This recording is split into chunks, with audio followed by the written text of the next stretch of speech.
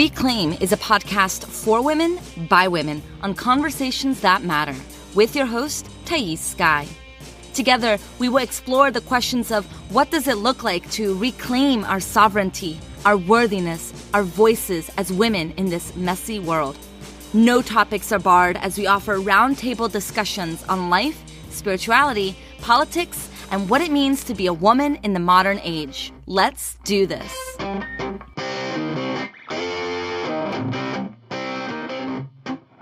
Hello, everybody. Thais Sky here. I usually don't do an intro when it's a conversation with me and Lindsey, but I have some things I want to share with you before I bring on that conversation. First off, this will be the last episode of season 1 of Reclaim. I'm going to be going on a 4 to 6 week hiatus. It's going to be an opportunity for me to continue to interview some really, really awesome people for you all and create a really spectacular, amazing season 2. Now, that means that I'm not going to be releasing any new podcast episodes to the world, but I will be releasing mini episodes, like 20 to 30-minute episodes in my Patreon every week. So if you still want to hear from me every week, if you want to hear incredible words of delightful wisdom from Thais Sky, you are more than welcome to join me on Patreon. For as little as $1 a month, you can support this podcast and its sustainability. So you can learn more about that by going to patreon.com/Thais Sky. A couple other things. As many of you know, I run a group program called Worthy Women Rise. I'm currently in the final month of my current cohort of Worthy Women Rise, and this program is really geared for women who want to deepen their connection with themselves, with their emotions, with their body, with their innate worthiness, so they can truly rise up and be who they've always wanted to be. I mean, this is a program that's really structured so that it allows you to heal some of the deeper wounding, like the worthiness wound, that prevents so many of us from going after what we want, from speaking our truths, from asking for a promotion. I mean, gosh, the worthiness wound keeps us from being intimate in relationships. It keeps us from feeling like we're allowed to dress the way we want, or we're allowed to feel however way we want. So it's a really spectacular program. I pour my mastery into this work. It's everything that I know compacted into 4 months. And doors are going to be opening for my second cohort this year, for the fall cohort, in August. So why am I bringing this up to you now? Well, I know that some of you need some time to get your monies together. You need some time to figure stuff out. And so I'm giving you advanced warning. Doors are going to be opening in August. The next cohort will start August 26th. So if you were interested in Worthy Women Rise before, but things just didn't shake out, this is your invitation. What I'm also doing is I'm going to be opening up the option for people that are currently on my wait list to sign up for a 7-month payment plan, which means lower payments every month stretched out through a little bit longer period of time. For those of you who know that, $2,000 over 4 months is too much for you and you want 3 more additional months to cover out that cost. The payment plan is going to be something like $315 a month for 7 months. And so if that is something of interest to you, you can sign up to be on the wait list at worthywomenrise.com. Also, you can go to the show notes. I'll be sending out an email on Monday, May 21st for more information on that. And then if you do want to do that payment plan, you have to apply before Friday, May 25th, because the final day for which you can use or you can sign up for the payment plan is May 26th. That gives you exactly 3 months before the official start date for the cohort of August 26th. So if that's something of interest to you, letting you know now. And finally, I want to share with you a framework of white racial identity. If you're listening to this episode, you've probably listened to part 1 of You're Waking Up to Your White Privilege, Now What? And now you're ready to go slightly deeper. And in this conversation, Lindsey and I are going to explore centering and knowing how to stay in your lane. But I really wanted to share this framework with you all that I've learned through my school. I'm going to grad school right now for psychotherapy, and it's a very social justice oriented school.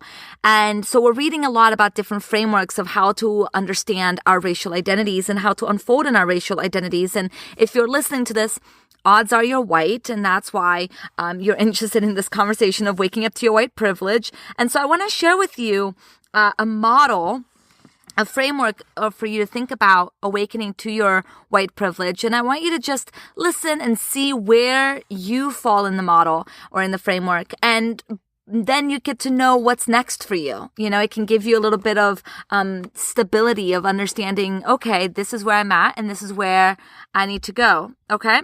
So the unique characteristic, I'm reading this right out of my textbook. It's called Social Justice, Multicultural Counseling and Practice, Beyond a Conventional Approach by Hee-Son Jun. I'm so sorry if I'm mispronouncing your name there. Okay. So he writes, the unique characteristic of this theory is that it emphasizes the strengths of both developmental and typology models. There are 5 stages in the model: conformity, dissonance, resistance and immersion, introspection, and integrative awareness. All right, so let's break it down into each one. So in the conformity stage, individuals are individualistic and ethnocentric with minimal awareness of their racial and cultural identity. They deny white privilege and the existence of racism. You're probably not in that stage if you're listening to this podcast right now. Okay, the next step is dissonance. Individuals in the dissonance stage experience internal conflict between their old beliefs and their new knowledge about the existence of racism. Some individuals retreat to their conformity stage, and others work through their conflict and move to the next stage. This next stage is called resistance and immersion, and individuals in this stage begin to understand white privilege and systemic oppression and are aware of their own role in perpetuating racism and how they are benefactors of unearned white privilege. They feel guilty about having been misinformed about the multicultural history of America and for participating in the systemic oppression of non-dominant groups. Some individuals in this stage over-identify with the non-dominant groups to the point of rejecting their own white identity. All right. Then the next stage is called introspection. Individuals in the introspection stage redefine whiteness with accurate information about systemic oppression, white privilege, and racism. Guilt, anger, and defensiveness are not their primary feelings, as they once were. Instead, these individuals begin a personal search for deeper meaning about being white. They may experience feelings of isolation due to their disconnection from their prior identity. Oh my gosh. Okay. They may experience feelings of isolation due to disconnection from their prior identity, as well as feelings of loss, confusion, and frustration due to not understanding the non-dominant cultural individual's experiences.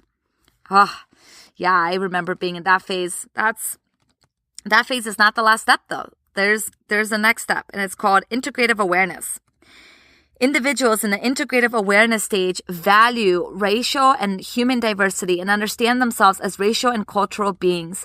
They have inner strengths that make them who they are, and they work toward deconstructing all forms of oppression. All forms of oppression, not just whiteness.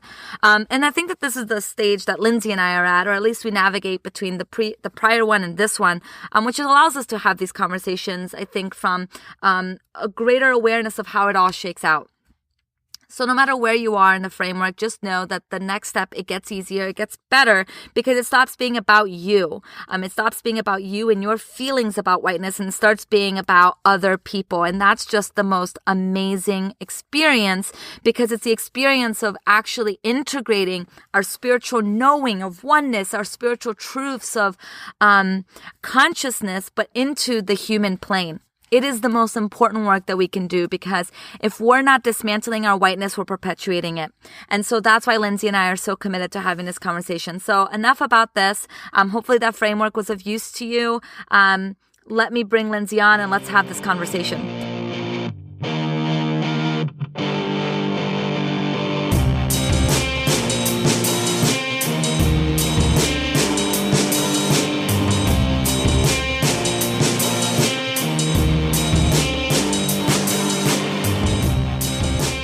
All right. I am here in Lindsey's closet. Yep. Say hi. Hi. For those of you who don't know Lindsey, I don't know where you've been, but Lindsey is a recurring guest on Reclaim the Podcast. I am Thais Sky, the host.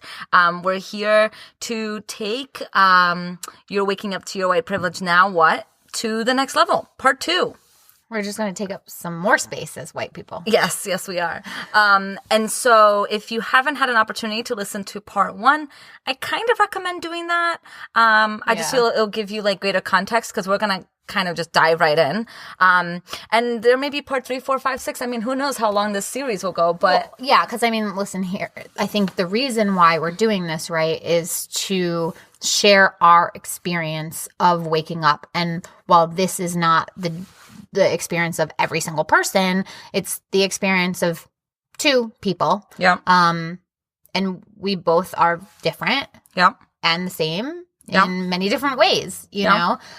So ultimately, I think a lot of people end up learning through other people's experiences. Absolutely. Before they have their own experiences. And I think it's helpful to have examples, samples, models. Yeah, we need to. So one of the things that happened for me when I was really in the throes of waking up to my whiteness is that I immersed myself with as much information as possible. When we're learning something new, we kind of have to be talking about it, listening to it, reading about it, and dissecting it and analyzing it as much as possible if we really want it to be integrated into our lens, and into our understanding of ourselves. That's a similarity we share. Yeah. Is we're immersive. It's all or nothing. Yes. We like to inundate ourselves with as much information as possible because we like having that, we like attaining knowledge. Yeah. And then we need a lot of experience to synthesize and integrate the knowledge so that it becomes wisdom, right? Yeah.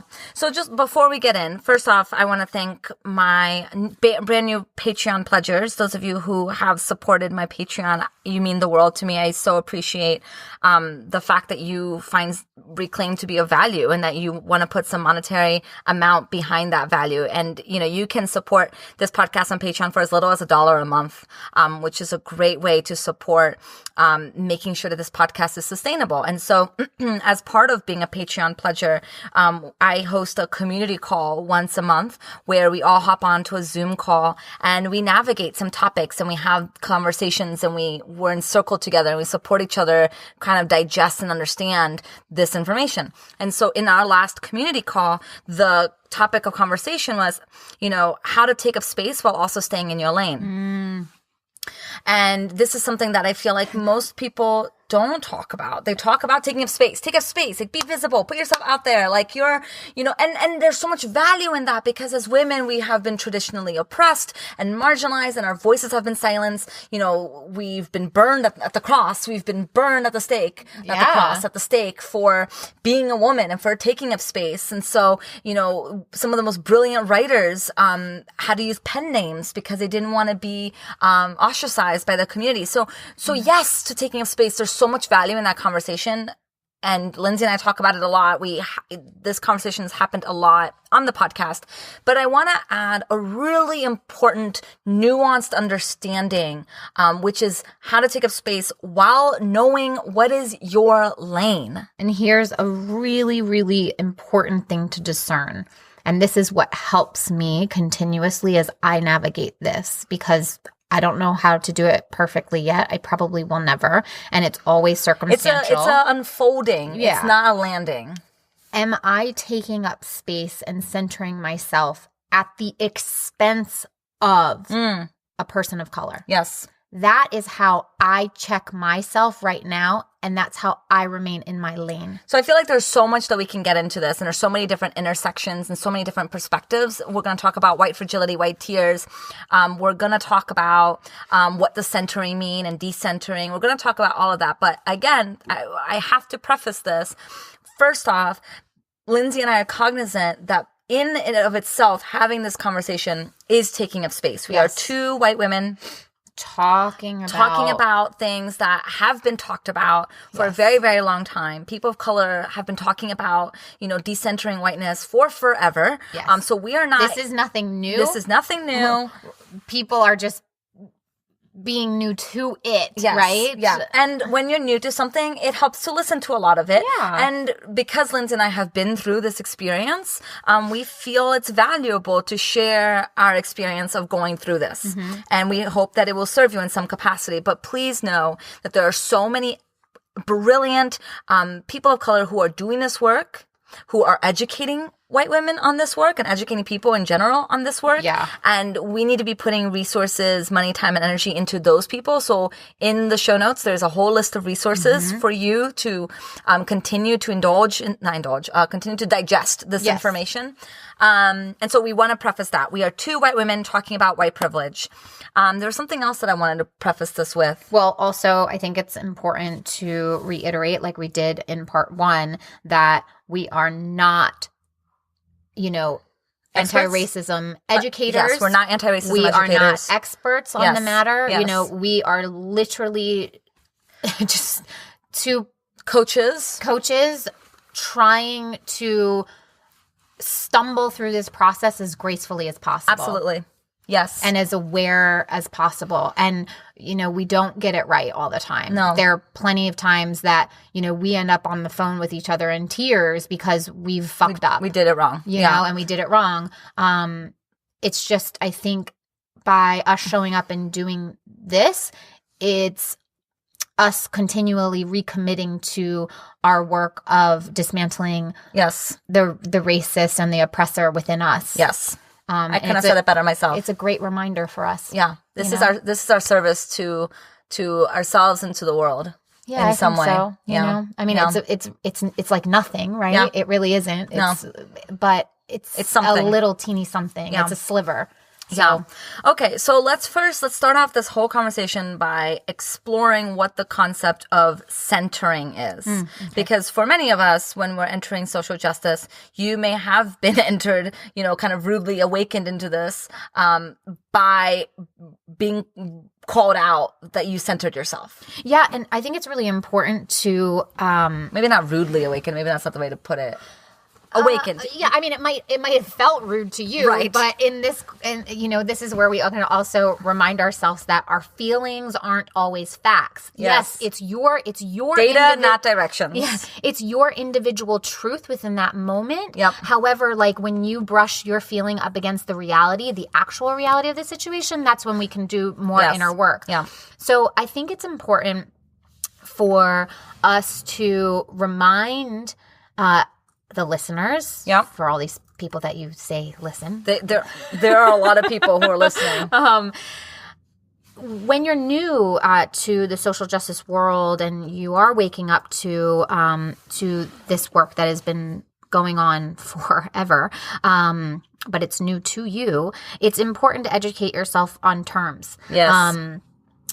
I can speak from my own personal experience that I did so much fucking Googling. And can we please, let's reiterate here. If you're in a conversation and you don't know a specific word or term, there's a thing. It's brilliant. It's a brilliant thing. It's called Google.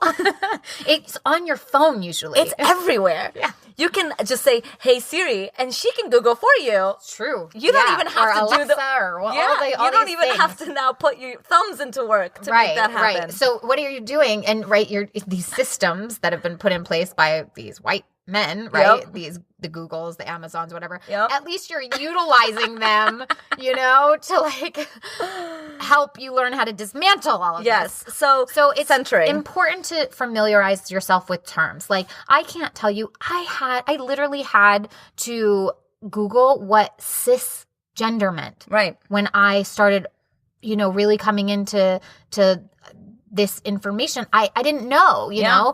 So, maybe we'll be able to find almost like a term sheet or something. I'm trying to find something right now. I'm sure we can find it because, we're in grad school, so we've actually had a lot of these resources. Remember, we had a good one from Society and the Individual. Yeah.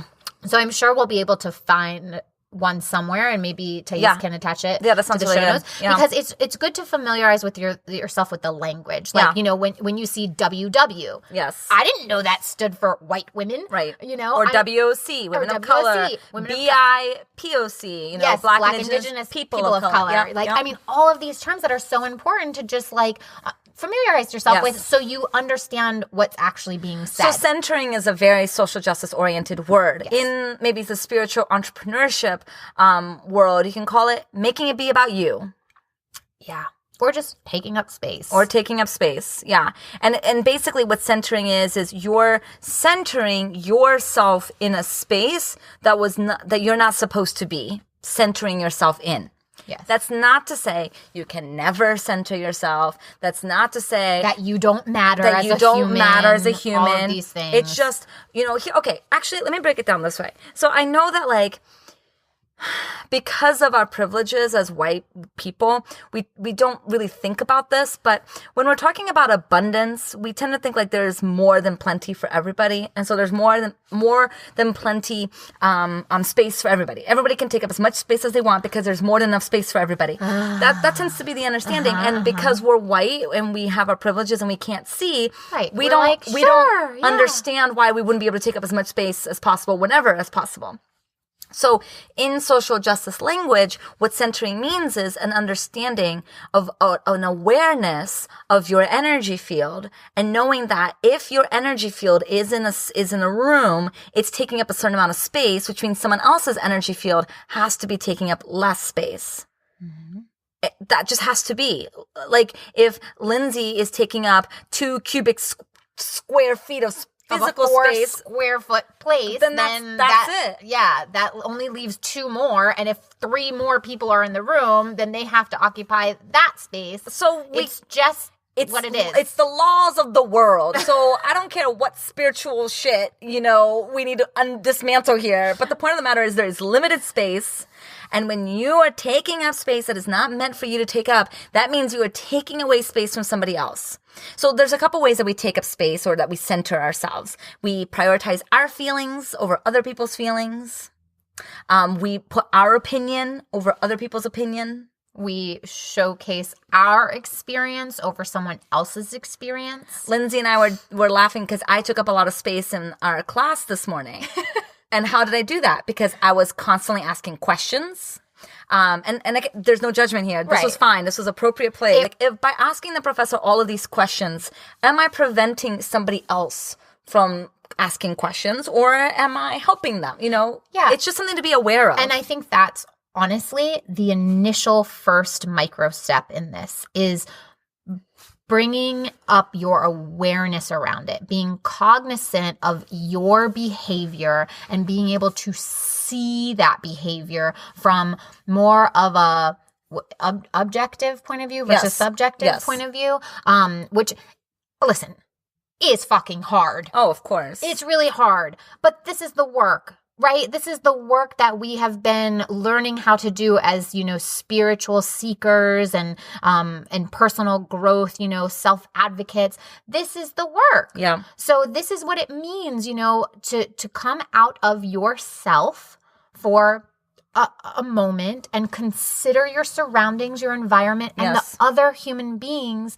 that are in that same environment. And because we carry whiteness, right? We are white people. What tends to happen is we were never taught that there are spaces that are not allowed for us. Mm-hmm. This is particularly challenging for white men. I don't know if I mentioned it last time. Maybe I did, but there was a white guy who sued the movie theater who had a movie opening for Wonder Woman, and it was for women only. And he sued based on discrimination of sex. Technically, because of the laws, it is discrimination of sex. Right. But the point of the matter is him wanting to take up space in a predominantly women's atmosphere. It had nothing to do with whether or not he felt discriminated, and everything to do with the fact that privileged people don't like being told that they can't take up space somewhere. Yeah, and definitely go back and listen to part 1, because I also referenced a podcast from Erica Hart and her partner Ebony, where they discuss, white people going to like Black Panther and like Afropunk and stuff Yes. like that. So please go back and listen to that because it's good context around centering. So when we center ourselves, it's like we are trying to make our feelings a priority. I want to do a nuanced example of this based on an experience that I recently had. A friend came to me. She was called out uncomfortably online because of her white privilege. And she, messaged me and was asking me for my support. And so she was called out and her response was to apologize, which she did. Mm-hmm. Everything was fine. And then the person came back and wrote something more. Okay. And she asked me what to do, and I told her to take a step back. Mm-hmm. Take a step back, because our white lens can be really hard to really see what's going on. We're feeling so many emotions. It's hard to see.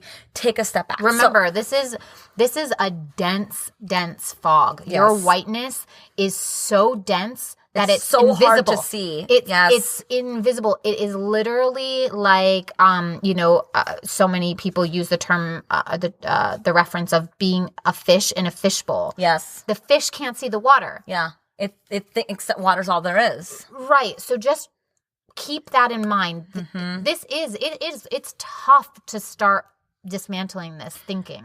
So she took a step back. She did a little bit more research, and the more, understanding that she got about what happened, the more she felt really, really bad.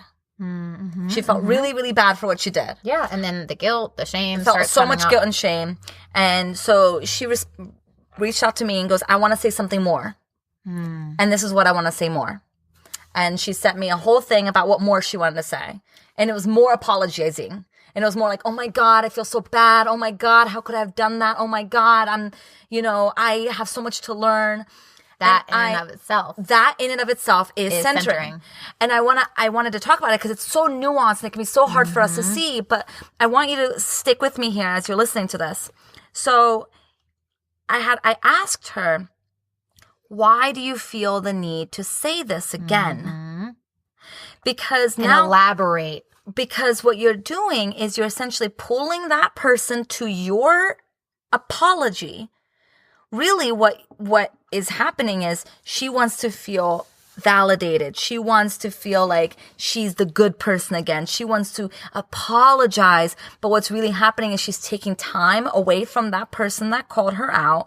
That person's time is being wasted on this additional apology. Mm-hmm. They're now taking up space in this person's life that's completely irrelevant, and it's centering on her guilt.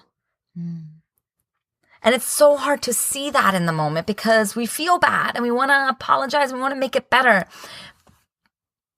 Our feelings are very overwhelming. And especially when you haven't done work around learning how to recalibrate. But the apology wasn't really an apology. Mm-hmm. It was a, please don't judge me. Please don't look at me like I'm a bad person. Please validate me. Please see that I'm doing this work. Again, this is where our personal work comes into play. This is where we, Thais so generously and graciously told her, why? Yeah. Why are you doing this? Why do you feel this need?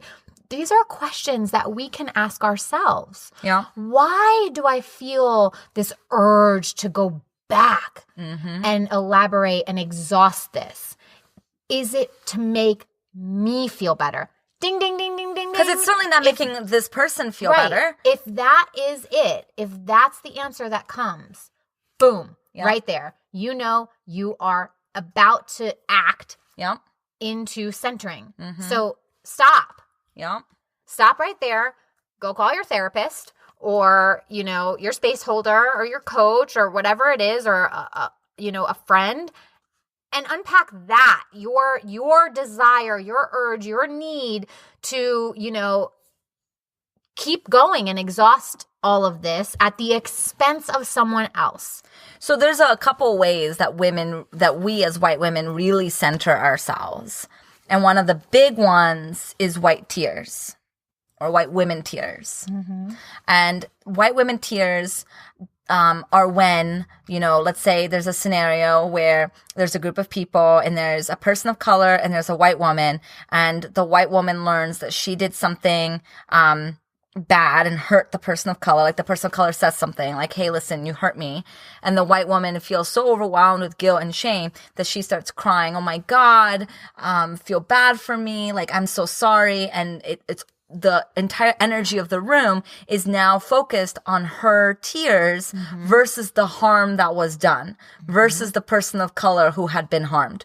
So white tears does not mean that you're not allowed to feel or you're not allowed to cry or you're not allowed to experience your emotions. It's just being cognizant of when you're doing that and when you're using that as a tool of harm, as a tool to take away the space from where it belongs. So I'm going to actually reference a podcast called About Race with I don't know if I'm going to say her name right. I don't know if it's Renee or Renee. I don't know why I have such a problem with people's names. It's just whatever. But she's the author of I'm Done Talking About Race with White People. Oh, okay. She is really brilliant. She has a wonderful podcast called About Race. And the title is called White Women Crying is Racist. So go listen to that podcast. There's a very wonderful example that she talks about with another woman about a specific example that she encountered on her book tour. And it's a very good example. So I'll make sure I get this to Thais and she'll put it in the show notes. Yeah, I will definitely add that. So, again, we're not saying that you're not allowed to have your feelings. It's just be cognizant of the space that you're taking up and why you feel the need to have those feelings and have those tears happen right there. How can you take a step back? How can you remove yourself from the situation so that you can honor your feelings without taking up space that needs to be on that person of color? White women do this all the time. It's one of our biggest weapons. We ask all of everybody's attention to be on us and to be on how bad we feel and to be on how good we are and to be on how please see my goodness, as opposed to putting down our pain, as Lindsey says, so that we can really honor what's happening. And remember, there is space for your pain. There is. It's not the space that you're probably currently in, though, where you're centering yourself. Right. There is space for you to work through your individual pain.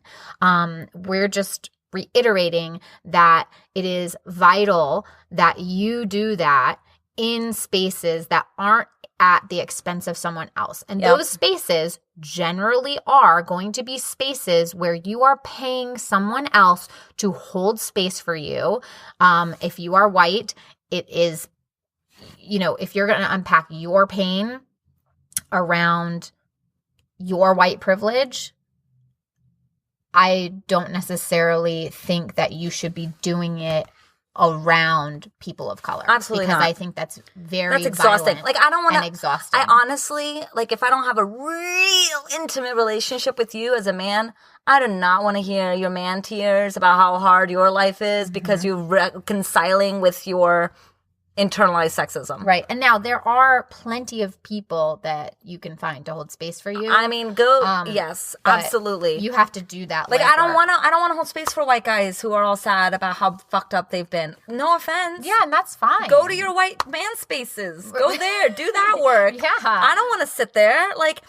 Okay, you sucked and you've been unconscious and you've been intentionally raping and harming women without knowing that was bad. Cool. Go do that work and come back when you're ready to see me as a human being. Yeah. Honestly. Mm-hmm. So I think it's just what did really Roxanne Gay say? Important. She goes, is this the tweet? I only want to talk to cis men between 2:30 and 3:33 on Tuesdays or something. I mean, they're exhausting. But the same way that we find men exhausting. I mean, people of color women of color find us white women to be fucking exhausting. So here we go. White women that are listening to this, let's recognize that. Yeah. This is a place where you can actually learn how to begin to have empathy for another human's experience. you can relate to how that feels. Well, multiply it by 1,000 billion trillion quadrillion, and then maybe you could potentially feel how exhausting we are. So here's some other way, like some other things to think about as like how you may be taking up space. This is something that my dear friend Layla shared on an Instagram story. She's like, she has a pretty clear guidelines. She has pretty clear guidelines about how to interact with her as white people. And one of the things that is very clear for her is to follow, don't friend. And this is something that Lindsey and I brought up in part 1. Yep. Follow people of color. Do not comment. Do not be in their space. Don't friend request. Don't. So let's talk about that. So she mentioned, she goes, if you're a white woman and you see my guidelines and you friend me anyway, and you comment anyway, and you try to continue to take from me, what are you really doing? Yeah. Why are you doing that? And ask yourself, honestly, like I asked myself, why the fuck when I first was waking up did I friend all these white women of color?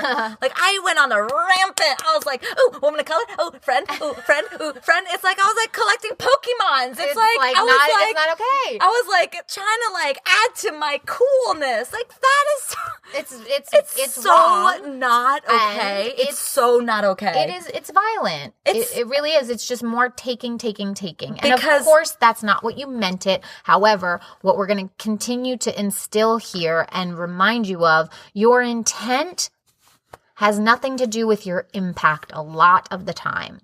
And that is a really hard thing to come to grips with, but it's imperative, especially when you do this work. We get it. You're well-meaning. You're well-intentioned. You want to be good. We understand. White liberal women are one of the worst perpetrators of violence towards people of color, particularly we do Black things and Indigenous people of color. Because we do women of things color in the name of justice, right? Yes, we think that we are aware and awake and that we're, well-meaning and that we're making change in the world. So it's just really important to continue to do that inner work and asking yourself, why? So why am I why doing this? would you What's friend fueling this? a woman of color? Like, what value do you really believe that you're adding to her life? Mm-hmm. Do you really think that she wants to be seeing your statuses? Do you really think that she wants to be in community and relationship with you? Mm-hmm. This can go to any marginalized identity. Mm-hmm. Like if you're friending, trans women, like why are you doing that? Why? Why are you going into their space and forcing them to connect with you? Is it just so you feel like you're being diverse? Because that's what I was doing. Right. So learn from Thais' experience, right? It's like it took her a while. Don't do it. It took her a while to catch up and recognize her impact. While her intentions, I love how you're like spelling this out. You're adorable. I'm like, the teacher in me, I'm like, this is a teachable moment, people. Because we see this. We see our women of color friends dealing with this all the time, and it's so exhausting. So we have to do better. Yeah. Okay, do we feel complete around the definition of centering? Because I want to move into staying in your lane. I mean, I think so. And for those who don't, you Google will do the rest of your researches through Google and reputable sources, and don't forget Google Scholar. Yes. That's also available to everyone, because I know Google can sometimes, you can go down some rabbit holes and some really wild, like weird places that aren't necessarily good or reputable, because, just any old person can throw stuff on the web these days. So Google Scholars, great. Yeah. It's really, really great. Okay, so we're talking about decentering and like minimizing. And here's the thing,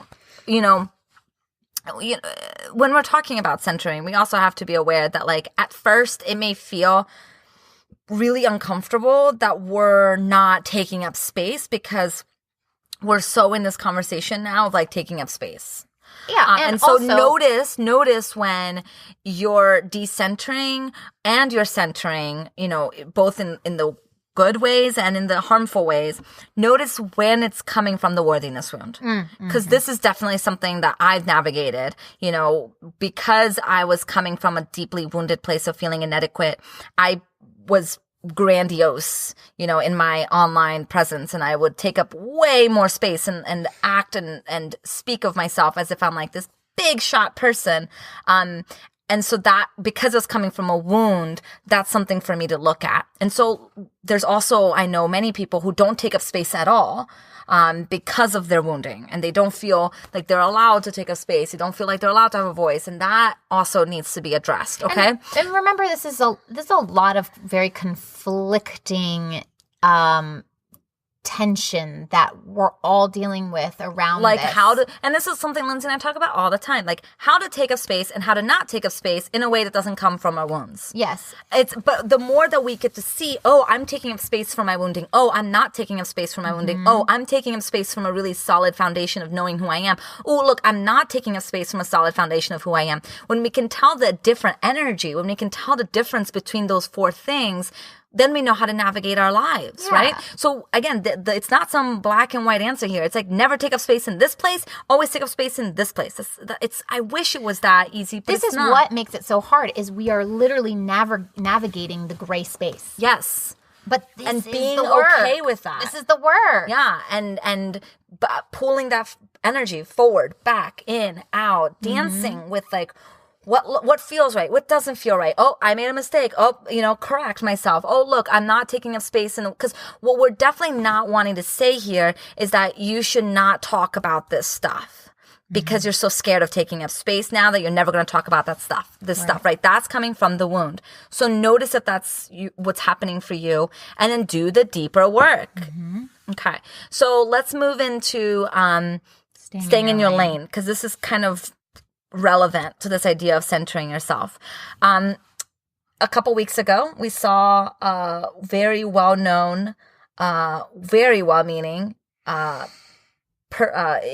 thought leader in the spiritual community really fucked this up. Like, really fuck it up. Yeah. Like, it was like she really fucked up. And so this is what kind of sparked the interest for me to be engaging this conversation. So for those of you who are not familiar, Danielle Laporte came out with a program called Lighter. It was like a year-long program, and she created all of the images and collage images for this program. And some of the collage images that she used was very inappropriate. And it implied things that I know she didn't want to imply, because she's a well-meaning woman and she's liberal and she's very conscientious of her consumer stuff, environmental stuff. I know she has a lot of ideas around that. So it was a combination of the images with the name Lighter and then the words that she used. It just implied it was just very ignorant. Pretty violent. It was ignorant and violent towards people of color. It was very anti-black. Yeah, it was anti-black. So what she did was she was out of her lane. She used images in a way that's out of her lane. Out of the desire and well-intentions of being inclusive and diverse. Right. But this is what happens when you don't educate yourself. Right. Before just jumping in I want to be inclusive pool, So this is what's going on right now, right, Lindsey? Like, because it's cool. It's cool now to be in social justice. It's thing to do. And I was just listening to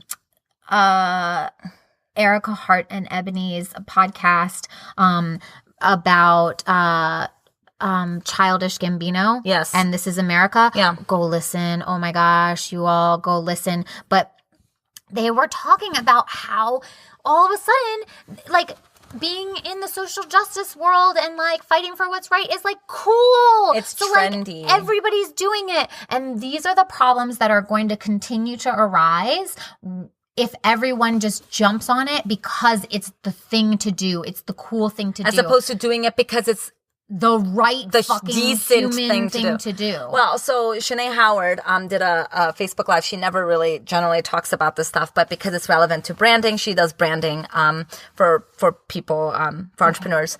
Okay. So she called it taking a slice of the woke pie. Is what she calls it. Like, everyone wants a slice of the woke pie. Well, right, because if we all seem quote unquote woke, then that's like, we're the good one, we're amazing, yeah, we're like, so great. And the problem with that is that that's not the work. Listen, you also cannot be woke. I don't even consider myself woke. I don't consider you woke. Okay, like, first off, that word isn't even ours to use. That is a terrible word. Like, we can't use that as white people. It's not a terrible word. I'm saying it's not a word as white people we could use. It's just like us running around like with an ally shirt on or something, you know? Yep. It's just... Well, this is staying in line. You're getting ahead of us. I'm here. sorry. Okay, back up. Me. Like, let's come back. You like that? It reminds me, I was just with my godson a couple weeks ago, and we were doing this thing called dump truck because he's really into cars and trucks. And so he would jump on my back, and I would go, okay, buckle up. And he would go, seatbelt, and he'd wrap his little legs around my waist, and then we'd go vroom vroom, turn on the engine, and I'd run around the room with him, and then I'd go and I'd turn around and I'd wait for him to start going beep beep beep, and then when he did that, I started going backwards to whatever. You are such a good godmother. To whatever such a good godmother. But to whatever was behind us. So sometimes it was the bed, sometimes it was the sofa, and then once we'd get there, I'd go dump truck, and I dump him onto the back, and it was like I did it once. All of a sudden, that's the only thing you wanted to do. I did it 354 more times. I swear, in that one day. Of course you did, because that's like the coolest thing that ever happened to him ever. I mean, he's 2.5. So obviously that is the coolest thing. Okay. I don't even know what we're talking about anymore. How's your day, Lindsey? How are you doing? How's your heart? What's going on? How are you feeling? Well, we are over halfway through our first quarter of grad school. Oh, wow. It's been a wild, wild ride. It's a one-way ticket into Wildville, I tell you. Because we chose a school with strong social justice roots, and that's something that, you know, again, that just shows our commitment to this work, and that's something that we needed. And I will tell you, you know, it's been real. It's been overwhelming. It's been tough. Not only the workload that has flooded into but also our the systems, emotional, but the emotional just rigor of this, and having these conversations in person, which is something that Lindsey and I are like. We talk about this together a lot, and we talk about it with our intimate friends and family a lot. But in large groups in person, we're not really accustomed to talking about this in groups of strangers. Yeah, and being able to meet people where they're at in their different levels of awakening to social justice, and that's hard. It is very hard. It's hard to navigate. It's easier for me to blast some brilliant wisdom on Facebook and to let the likes and the comments come in and to feel real good about it. Yeah. Than to like sit in front of someone and be like, that's racist. Yeah, it's been really tough, and it's been interesting. We've been having so many conversations, and it's something that I'm really grateful for, going through the process with me. Yeah, with you. I feel special with you, particularly though, because we have hard conversations with each other. We do about where we're holding back, where we're holding back, where we see each other holding back, where we're not in integrity. Yeah, where we're not showing up in congruency. I deserve my fucking ally shirt. It is all I'm fucking saying. I'm just kidding. You just said it, and now I can't help but think of like it's a really cute T-shirt. And it's gonna be like in cursive. No, it's like ally. You're period. not allowed. There's a period there because I love my periods. I will find it. I will take it from you, and I will burn it. Okay, let's get back to Danielle Laporte. What is this? Where we? Yes, this is where we're at. Hold on. Is this an appropriate place to use that? I hear everybody saying this. I digress. Yes. Is that appropriate? Yes. Okay. We digressed. Okay, let's come back. Okay. To Danielle. Okay. A teacher. She has taught her community a really big lesson if people were willing to listen. Because she got called out, right? She got called out because of her problematic images and the name of the program and just the way it all came together. And her reaction was inappropriate. Her apology was inappropriate. She tried again. The most appropriate action that she did take was she shut down the entire program and refunded everyone who purchased it. And hopefully... And she announced that she hired women of color. Yeah. But who knows if she actually did. Right. But I'm really hopeful that she's not lying. And she said that her and her whole team are shutting down. They're going into this anti-racism work, and they will be, learning from women of color who they've hired. So, what the reason why I'm bringing Danielle up is because I think it's a really poignant example of what happens when we go out of our lane, because we want to take a piece of, as Shanae calls it, the woke pie. When we're not really centered in doing this work, then we center ourselves in conversations that we don't belong in. And this is what happens when you have not taken the time to really educate yourself. Black bodies are not your visual images to sell your fucking program. Right? Like, you can't do that. You can't use Black bodies to make your website look cool so you can make more money. That's not how this works. And so staying in your lane is something of a complicated conversation, because where are the lines? What is yours? What is not yours? You know, where do you belong on this spectrum? And Lindsey and I can't give you the answers, but we can certainly share our experience of going through this. And here's what I've seen to be true for me. What I've seen to be true for me is that if you feel compelled to talk about this stuff you have to really ask yourself, why are you doing it? Mm-hmm. If you feel compelled to write a Facebook post that you're waking up to social justice, if you ask yourself why you're doing that.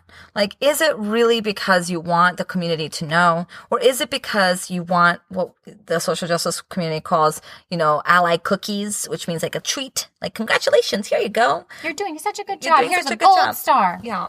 Or is it because you're really learning and your really desire is to be rooted in what's right? And see, this is where I kind of shifted a tiny bit, because at the beginning of my journey, I believed that if your work is not social justice oriented, it's wrong.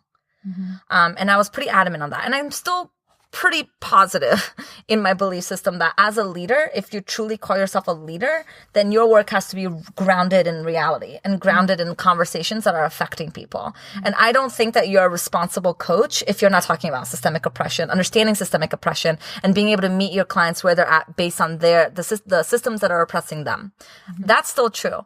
But you do not have to now shift your entire brand and reorganize your entire brand to like appear more social justice oriented. If you don't have to change everything overnight, because you're terrified that if you're not changing overnight, then you're going to appear bad and wrong and imperfect. But the thing that you have to do if you commit to doing this work is you have to continuously be open to dismantling and reshaping and rebuilding. Exactly. And what that looks like for each of us individually will be different. And that is your path to figure out. For me, I'm a vocal person. For me, it's talking about this. For me, it was recalibrating my website because it felt disgusting to me, the brand that I had been building up to that point. It felt so off alignment for me. It didn't feel like any of that was really me, because it was all coming from that grandiose place from my worthiness wound. And awakening to social justice healed a huge part of me where I felt really disconnected. And so I did. I dismantled my entire business and I built it back up brick by word on my website to really align it with what my core values were. But the work my behind the scenes work substantiates my exterior work. I've done the inner work to uphold that brand that I am now supporting. And I got news for you. This stuff does not happen overnight. No. Like, it's just like any inner work. It takes time because you're maturing, you're integrating, you're synthesizing, new learned behaviors, and it takes time. When I started, going through the initial process of waking up to all this, my website was down for 3 months. Yeah. Or I think maybe even a little more. I mean, because I just did not fucking know what to do. Yeah. And my website still isn't probably good enough. But I'm doing it. Yeah. It's a process. And I'm open always to any feedback that I get. If I'm called out, if I'm called in, I don't rush to do anything until I actually am understanding Right, because what's happening. you're integrating versus reacting. Exactly. And I'm seeing too often, like, we wake up and then we feel like we need to just write all these Facebook posts about what's going on. But it's like, this isn't some new... This isn't an exhibit at a fucking zoo. No. This isn't some, like, new fun little experiment that I get to do of, like, ooh, I'm now seeing... Yeah, this isn't what's trending. This is people's lives at stake. This is no fucking joke. This is, when we say the word oppression, I want you to hear slavery, colonization, genocide. When you hear oppression, I want you to hear witch burning. I want you to hear slaughter, rape, pillaging, because that's what white men did, and white women participated, were complicit in it. Yes. When they came to this country. Millions of indigenous peoples. Millions. We slaughtered through disease, through genocide, through harsh integration, through pushing them off our land, our quote unquote our land, that we're now like saying immigrants can't be a part of. Oh my gosh. Whoa. When I get ideas and I don't want to. Whoa.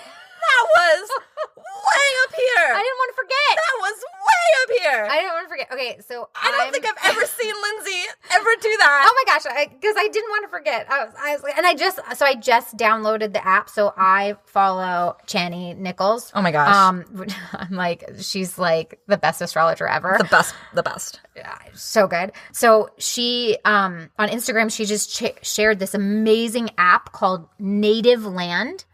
So go download it. You literally open the app. I'm showing Thais right now. And it will show exactly where you are. And then it highlights whose land you are on. And it links to the website. The excitement. See, that's why I got so excited. Wow, your level though is so excited. Whoa, excited. So here's something that I learned from Carmen Spagnola. We love Carmen. I really listened to the podcast episode with her and Rachel on shame. Yeah, so good. So, because like, look, I'm a white woman, right? Like, no, I know. What? And I know. And shocker. So I have to learn a lot from everyone, and specifically people of color. However, it helps me to have, good, solid examples of people who are really doing their work that look like me. Yes. So that I can learn how to navigate better, right? And knowing that they're never going to be perfect, and nobody is, but it's good. So something that I learned that I thought was really, really important that I honestly would have never thought of because... Okay, go. Just get to the point. I'm so excited. I want to know. Okay. So I listened to her, I don't know, all over the place. And at one point she was talking, and I think this honestly could have been a conversation that she was having with Rachel Weisz when Rachel Weisz had the whole whiteness thing.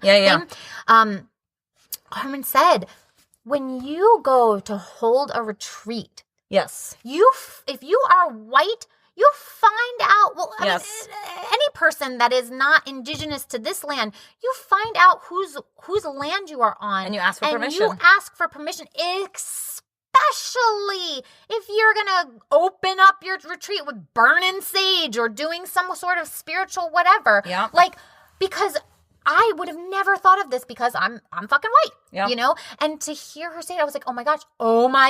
Because like, how do we know that land, how do we know that it's not an insult to burn sage on that land? Right. Because it could be. Right. We have to respect the land and the people whose land, the people who've been there first. And so look how many people, look how many Americans go to Bali. Yeah. And then we litter. Reparations. We colonize. We take over. Yes, tourism dollars really help sustain the economy, but we also have to look at how we're proceeding on that land and how we're honoring the indigenous peoples of that land. Yeah. I have on my website, I say, hi, my name is on my about page. I'm Thais. I'm, white Brazilian immigrant. And I say, I live on the stolen lands of the Tongva people, now known as Los Angeles. And I really am committed to remembering that and honoring that and doing what I can to really root myself in that knowledge that the house that I live on, it's not mine. And being really conscientious of the language that I use and to honor the language that I use so that we're not remembering we're not forgetting the atrocities that happened in order for us to live what we're living. Yeah. So, in terms of taking up space, it's an adjustment process because there are things that's just not in our lane to do or talk about or say or have an opinion on. In a land where we feel entitled to have an opinion on anything, in our patriarchal colonized mentality where we feel like anything that we have access to, we're entitled to take. We're entitled to take. This can feel like a really hard concept. I get that. I honor you. And let's move beyond our own guilt because there's some real harm that's being done. So, for example, like we just shared, like it was illegal for indigenous peoples in the United States to have their own sacred religious rites until something like the 1960s. So until like 50 years ago, it was illegal for them to perform their own ceremonies and rituals. So I don't want to hear... On their own land. I don't want to hear you say anything about your fucking spirit animals for the love of fucking God. Spirit animal is not yours to use unless you have been given explicit permission and you have been trained and you understand and it's very holy to you in reverence and in alignment with indigenous cultures. And so what's interesting is most people who are indigenous and who are connected to that or who have been given permission don't say that, Oprah is their spirit animal, right? So spirit animals is not yours to take. And it's cultural appropriation. It's inappropriate. You talking about you making light of something that is so sacred. That is so sacred to a culture that we have pushed aside. Do you see how that's unnecessary? Like it's harmful and it's so unnecessary for you to use those two words. Like use any other two words. Like why do we have to use those two words? Yeah. Like, I look up to her. Oh, she's my idol. Whatever it is. Just change the words. Yeah. Also. Tribe is another one. And well, please something regarding the spirit animals. This is something literally I just went through last week. So I'm getting a little aggressive here. I have to take a deep breath. For the past couple of months, just breathe through it. For the past few months, I have been doing a daily tarot pull on my Instagram story. And I pull from a deck called the Wild Unknown Animal Spirit Deck. Yeah. And see, this is where we start getting into nuance. And this is what happened to me. I was traveling and then I came back and was like just inundated with school and work and like I couldn't keep up with them. So I took a little break and then I was telling everybody, don't worry, they'll be back because everybody really loves them. Like they look forward to them. If I miss a day or something, they're like, where's, our tarot pull? So I started sitting with it for a reason because I was on one of our friends' podcasts and, she had said, Lindsey does these daily tarots and they're so great. I look forward to them every day. And I was like, wait, what's really going on here? Why am I not doing them? Because I do them every day. Yeah. I'm like, something's not right. So what did I do? I Googled the woman who designed the deck. Yeah. And I saw that she was white.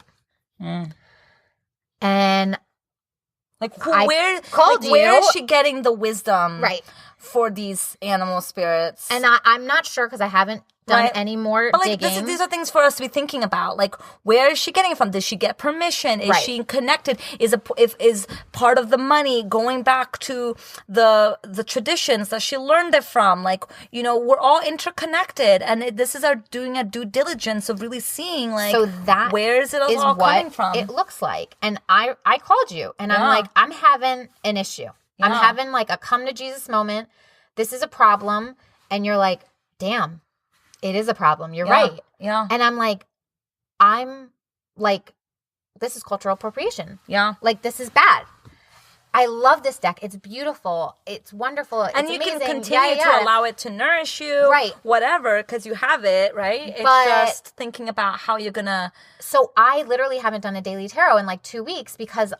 Maybe just switch, I don't think I can. The deck, I don't want to, right? I don't want to use that deck, whatever. So I have to pivot and change so that I can stay in my lane. So what am I going to do? And not only stay in your lane, Linz, but Stay in integrity with your values. Yeah, incongruency. Like, it was incongruent for me, and I was able to see that because I gave it space and I stayed with the uncomfortableness of it, and I kept asking why. What's going on here? What are the questions? I reached out to a friend who, is going in this process. We're going through this process together, but we've committed to each other about that. This is not me taking from her. She's not taking from me. We have respect around this and a commitment to travel, this side by side. And I stuck with it, and I was like, I can't, because it's not in integrity, alignment, or congruency with my values. Yes. My values. And so now I have to figure out, and that's a part of my business, right? It's part of my marketing. But things have to be dismantled if you are going to commit yourself to really figuring this out. The other day, so I, as part of my very sacred,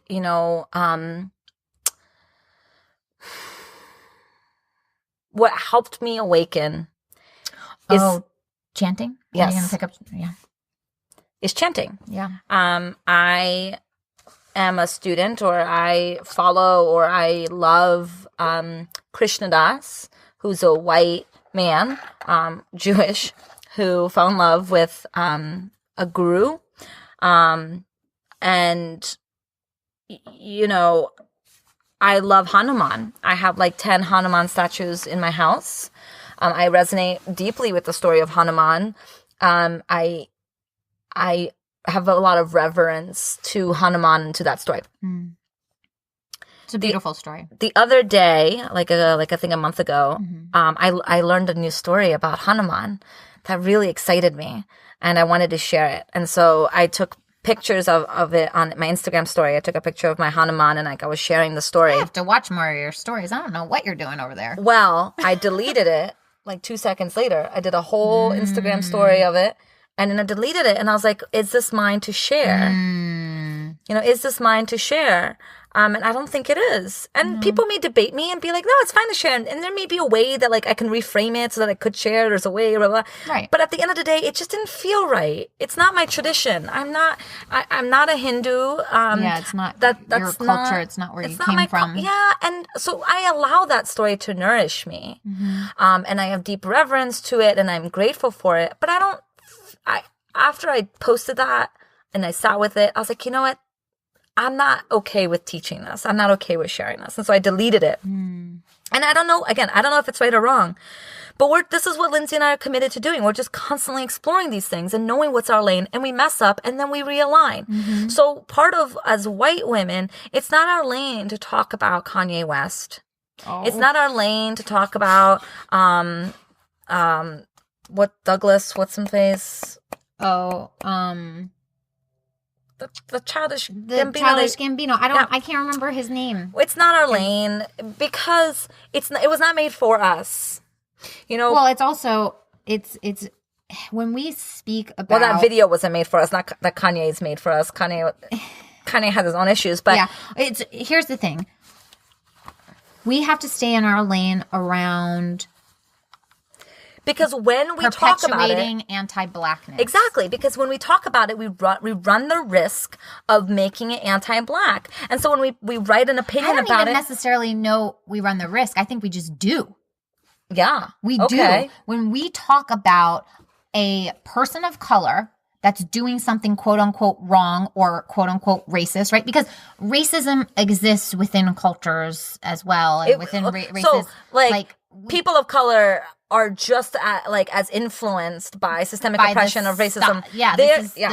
We were all born into the system, right? And so we're all influenced, and we all have biases. But don't you worry, people of color are collecting Kanye. We don't have to do that. That's not our lane. That's just not our lane. It's not our lane, because when we try to get in that lane, we perpetuate anti-blackness, which is extremely violent. But I know that people will be like, but I'm allowed to have opinions. I'm allowed to say this. I'm allowed to talk about this. You can't tell me I can't talk about this. Well, right, freedom of speech, all that stuff, whatever. But when you're talking about it at the expense of Like, again, this is back to centering. Like, are you really adding to the conversation, or are you now making your opinion as a white person in a space that's not really for you anyway? Like, what are you doing? Are you really adding to the conversation by inserting your opinion? So, I'm allowed to have opinions about anything and everything. I'm a human being. I'm allowed to have them. It's just what I'm choosing to do with it. How am I choosing to take up space with it? How am I choosing to share this opinion? Am I willing to share it? Why or why not? What is it saying when I do? What is it saying when I don't? Like, I saw so many of my white friends share the This Is America video, because at first it was great, and at first it was like, oh my gosh, look what he's doing, it's amazing. But then people are like, wait a minute, because our lens of whiteness is so strong that sometimes we don't see. And this particular music video is so complicated, and people are so confused about what is going on, and like, is it is it helping? Is it detracting? Like, what is this video saying? What's it not saying? So who is the artist? Who's not the artist? What I did is Googled it? No, I literally everyone that I saw sharing about it, that I had like their phone numbers, and who obviously then I had a relationship with. I shared Erica Hart and Ebony's amazing podcast about it to them. Yeah. I just sent it right to them in their iMessage. And I said, we should all listen to this. Yeah. So this is complicated. It's so hard. I feel like I want more black and white answers to give you all. But there are none. I also want to just add really, really quick, because I want to wrap this up. I want to keep this short this time. What? I was like an hour and 40 minutes last time. I'm not done. Everybody loves a long format. Don't you? Anybody? Are you listening? Are you listening? Hello? Tell Thais you like long format. I love long format. So at the very beginning of my awakening, I wrote something about something brilliant, I'm sure, on Facebook. Oh, you're always so brilliant. And a white guy, someone I went to high school with, commented with a video of a black man denouncing that racism exists. Okay, so he shared a video of a black man saying that racism doesn't exist. And I didn't know how to respond to this. So I reached out to someone who's been doing this work for a long time. And I asked her, I was like, what do I do with this? I don't know how to respond to this. Stay in your lane. And her response is, it's not up to me to determine how a person of color responds to racism. Or experiences racism. For this particular black man, his response, his way of navigating racism is to say it doesn't exist.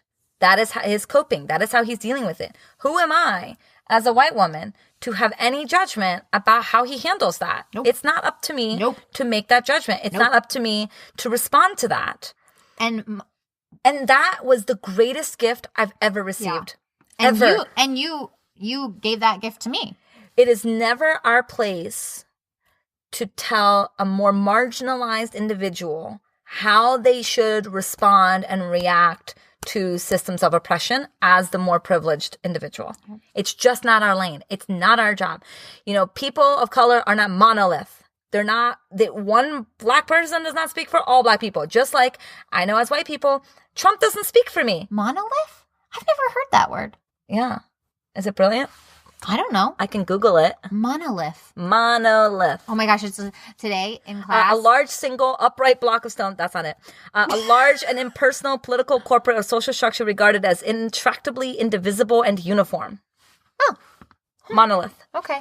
It's like today when you discovered ampersand. Oh, ampersand. Oh my God, I kept wanting to say that word. Ampersand. It was so funny. Ampersand. Ooh, ampersand. It was so funny. I love that this was called ampersand. Look, we both learned a new word today. Monolith. Okay, so just like, one white guy does not speak for all white people, one black guy does not speak for all black people, but we forget this. You're looking at my scar. What is this scar from? We're about to learn something. I have a scar on the top of my toe, on my top of my top foot. Of her right foot. It used to look like a giraffe. So I called him Jeff the giraffe, and it's Jeff like Geoff the giraffe. Now it's a little spotted. Now it doesn't look so much like a giraffe anymore. What's it from? If you don't mind sharing. No, I scraped my foot in the bottom of a pool. I scar. Wow, on the top like that? Yeah, I scar very easily. So that must have been I've had this since I was like 10 years old. Oof. I scar very easily. Eesh. Yeah. Eesh. So Jeff the giraffe. That's my... I know what this one's from. And then I have 2 shots on my right arm. Tetanus or tuberculosis? I Both. can't remember. Both. 2. So this is... I also... Immigrants. All immigrants. I have a number of friends who have these scars. This is my stamp of allowance into the United States. Which just... I had to have them. I have a lot of feelings about that. I don't know anything about it. Do you have feelings about it? No. No? Mm-mm. Actually, I'm kind of proud of it. Yeah. It's amazing that a vaccine can make these scars on your skin. I have a really good friend who's Polish, and she has it too. Yeah. So like we have to be conscientious of like what is ours and what is not ours. Like what is ours that we can have conversations about. Who are we to like? We're collecting Danielle Laporte, right? That's ours to take up. We are not responsible for collecting Kanye. Maybe not responsible is the right word. We're not. That's not our lane. That's not where we're at. Trust that people of color will be collecting him. And it's not our lane because... Oh, it is our lane to tell other white people, yes, why that we this shouldn't may be talking about this because it's perpetuating anti-blackness. And here's the thing, y'all. It's not easy to do. I mean... No, white people are very, very, very resistant to these conversations. I'm literally experiencing this firsthand. No, white people are the worst. And it's hard. It's hard. So we're proud of you. We're proud of you. We're so proud of you that you're listening to this, that you're 1 hour and 7 minutes and 35 seconds into this podcast, because it means that you've gotten this far. It means that you're open, you're interested, you're willing, you're like starting to figure this out. And we're so here for you. You're like, oh, fuck. We're so here for it. Oh, fuck. Because that is what you're going to be like for sure. Some part of you is going to be... Oh, fuck. Lindsey and I did this really intensely to ourselves. We immersed ourselves 130%. I do not expect every white person to do that. And the more you can immerse yourself, the faster you'll get through the other side. But I will tell you...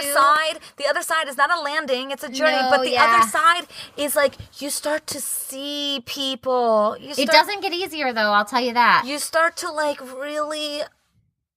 You're just going to be so much more of a good human. Not even that. Spiritual, enlightened. Not even that. Not even really. I don't even know. It's just you are more grounded in humanness. And I mean, if anybody knows anything about me, like I'm all about just trying to be more human.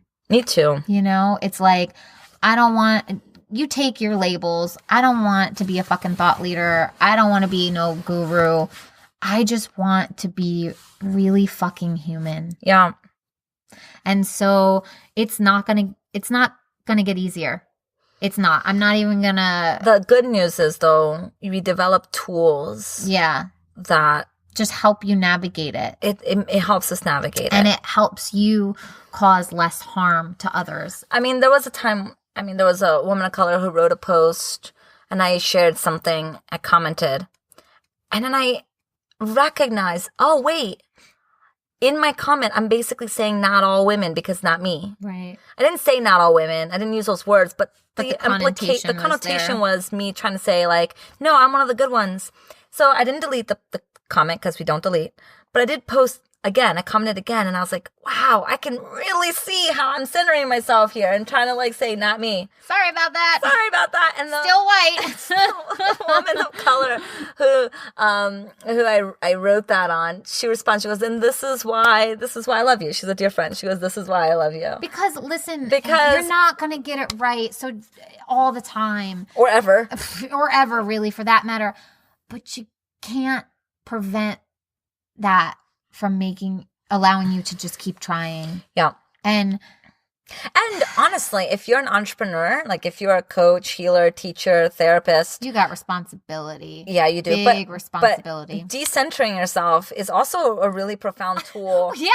I mean, you should know how to do that anyway. Because... like when you're in a coaching session with someone, it's not about you, right? It's about them. It's about you being able to hold space for them and their pain and not inserting your story and your opinion and your thoughts, because that's not what that relationship is about. And newsflash, if you are listening to this and you talk a lot during your individual coaching sessions with the people that are paying you to hold space for them, you should really take a deep, deep look at that. Just saying, you might want to go back to whoever you got certified through coaching. Ooh, you have a strong opinion here, sister. And look at you go. Look at all. Ooh, she's opinionating right now. Just saying. Look at her opinion just flying out of her mouth. Hashtag just saying. Oh my God. Okay. Here's just real quick. Here's another way that like not our lane. Like notice the words that you're using, that aren't yours to use. There are so many AAVE words that are just not ours to use. And AAAV. African American Vernacular. English. AAVE. Yeah. So we're just talking in the beginning about people that don't know all this language. Right. I'm like, why are you looking at me this way? I know what AAVE means. We have to break this down. Did you forget? Oh, yeah, right. We're talking to people. It's not just you and me. Yes, African American Vernacular English. Yes. And so it's notice the culture's perspective that English is supposed to be very clear this way and AAVE is not good English. Like notice the judgments there. And then don't use those words. Those are not your words to use. Just like we don't do cornrows, right? We don't do locks because it's just not ours to use. It's knowing our lane. It's like if you're feeling like, okay, then what is mine, Thais? Like I don't know what's mine to use. Then go do an ancestry. DNA. Yes, go do a DNA ancestry test. Go learn about your heritage. I actually instead of going to fucking Bali, go to 23. No, DNA. I'll put up the thing.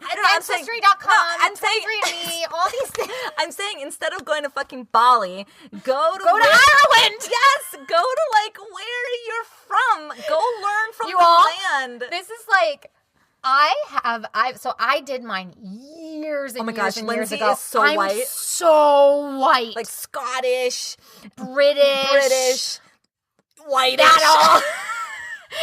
It's like, and I'm like, wow. I'm white. I'm fucking 99.9% white. I'm doing it for my birthday. Yeah, which I think is going to be so fascinating. Because I'm learning so much about, so right now my learning is trying to understand navigating my Brazilian identity. So here's a little fun fact. So I've been calling myself white appearing.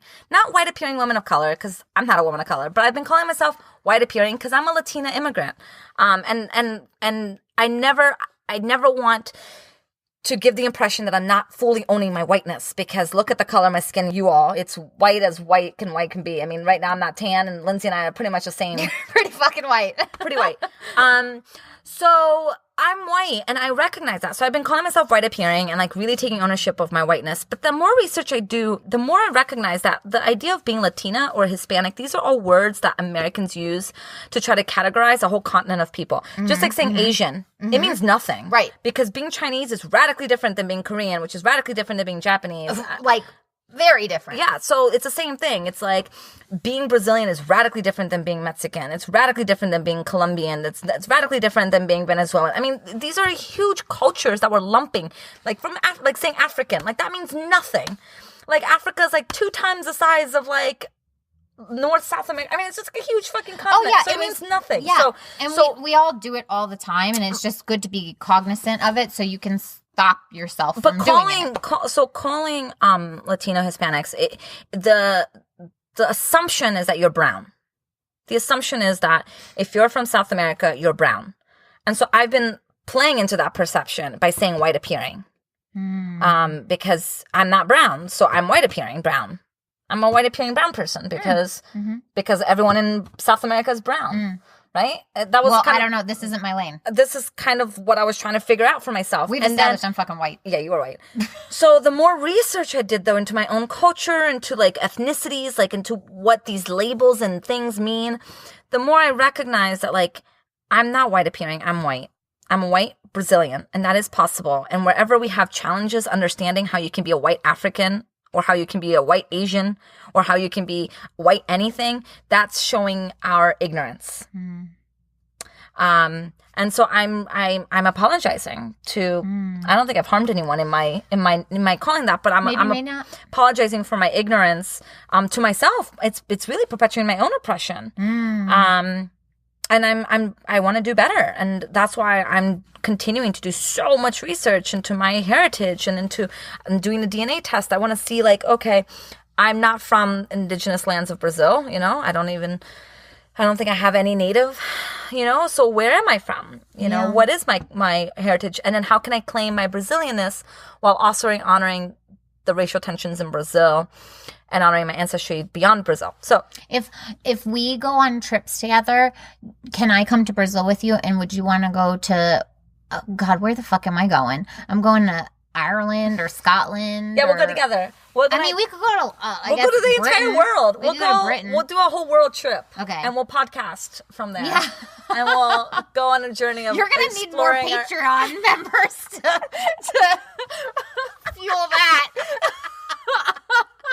Yeah, people, get with the program of my Patreon. God damn it! Because we need a lot of money to go around the world and podcast. Did you forget we're in grad school? I just snorted.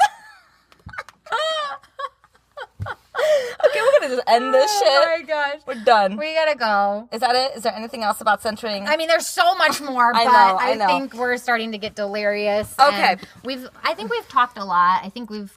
I don't know. No, I think this was good. I think this is a great place for you all to just continue to be marinating in the subject. I mean, Lindsey and I will do another part of waking up to white privilege because there's just so much to unpack, so much to understand.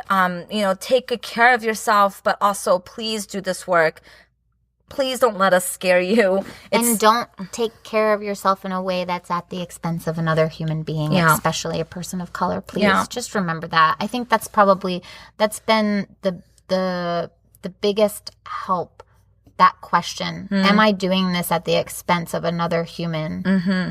Am I because women know how to not take up space. So this isn't perpetuating the non-taking of space, right? It's just being conscious. It's being awake to the space you're taking up. It's the next level of nuance. It's like, let's make sure that when we do take up space, it's in a way that feels good for people that are in that space so that we can all be in harmony together, so that people who generally have even less capacity to take up space than you do can be supported because they recognize that you recognize them and you're seeing each other. I mean, this is the beauty of this stuff, is that we really get to see each other. Mm-hmm. And this is equity. This is true equity. Not equality like I want to be just like a man, right? But like equity means honoring our needs as women. I think that I was really, when you do that, oh my gosh. I just cracked my neck. Oh, sorry. Oh, my neck literally hurts. It feels so good. It like gives You're me, ridiculous. I don't know what You're it does. ridiculous. It's just like when I hear that pop in your neck, I'm just like, oh, here's another quick one. What? Don't use digital blackface. So, digital blackface is black people memes, like gifts. This is really important. Like gifts of black people, like Beyonce, don't use them. Another podcast that I'm going to put, we have you all listening to just so many podcasts, but it's a great medium that we can educate, and we're ourselves amplifying people of color. Absolutely. Well, this one, I mean, listen, Refinery 219 does this one. Yeah. It's the strong opinions loosely held. Oh yes, I love that one. I got you into that one. It's like one of my favorites. I got you into that one. No, it's so good. So here's the thing. I feel like I need to take credit for that. I didn't take up space in that way. That's fine. Okay, cool. I'm giving that to you. Okay, cool. But here's the thing. Their last episode, their last season was all about, they have one whole episode on, kind of like what digital blackface is and like how to stay in your lane around it and all this stuff. They have another episode on like using AAV, and like how harmful it is, right? Because like everybody uses on fleek. Yes. Where did that come from? Right. This, it's like a young teenage, woman of color who literally, we can prove that it's the only place ever on the internet. This came from her. She made it up. And now we've got Ariana Grande literally making like music about it. And she's getting nothing from it. Yeah. So it's just a really great season to listen to. But and they're all really wasn't short. There something else that you were saying? What? I don't know. Weren't you saying something else? About what? I don't know. Oh. before you cracked your neck. Yeah. I was going to say something. Yeah. What was I going to say? I don't know.